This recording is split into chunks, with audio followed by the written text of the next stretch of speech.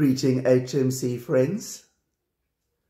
So this last Sunday, as we used our lectionary readings, we were to read that magnificent story of how the Israelites were to escape Egypt.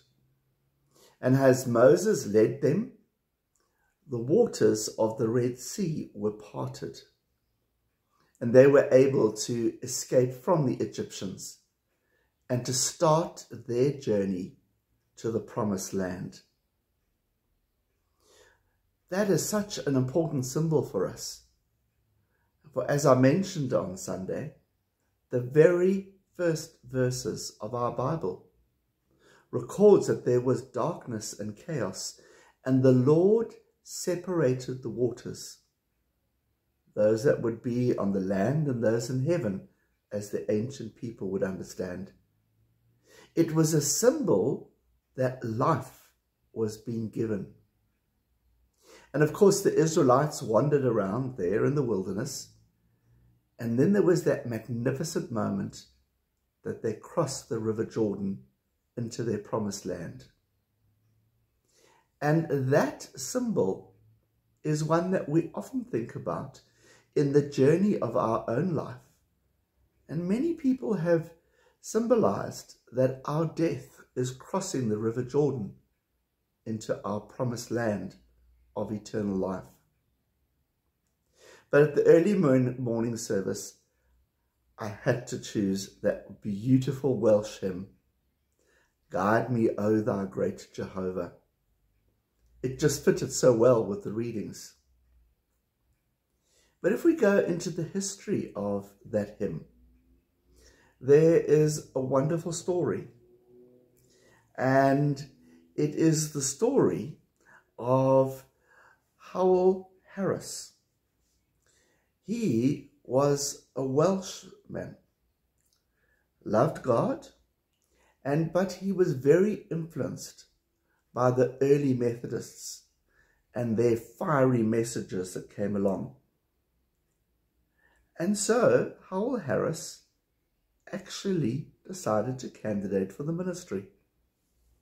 And he began in what was then known as the Church of Wales, or the Anglican Church as we may call it.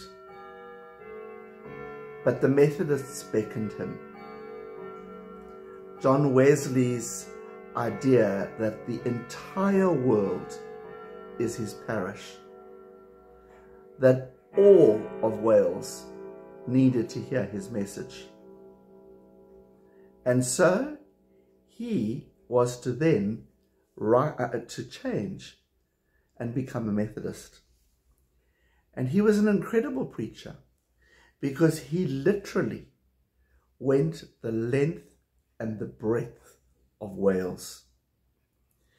And they are recorded of the thousands of miles, thousands, not hundreds, that he rode on horseback, the length and the breadth, preaching the good news of Jesus Christ. But he also realized that as the Methodists were creating all these wonderful hymns so people could hear the gospel story, that there were very few written in Welsh. And so he wrote, "Guide me, O thou great Jehovah." And it was only in later years that it in fact was translated into English.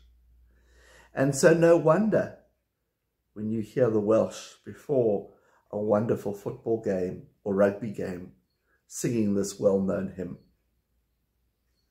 But if we get back to God parting the waters, "Guide me, O thou great Jehovah." You can imagine Moses standing on the side there of the Red Sea saying, "Please, Lord, guide me, for I am just a pilgrim through this barren land. The Israelites in the wilderness. I am weak, but thou art mighty. Hold me with thy powerful hand."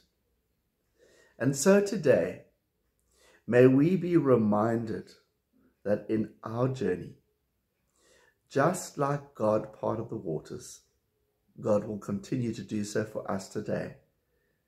And when you click on the link for the song, you know what you're going to hear. Guide me, O thou great Jehovah. And so God bless, and do take care.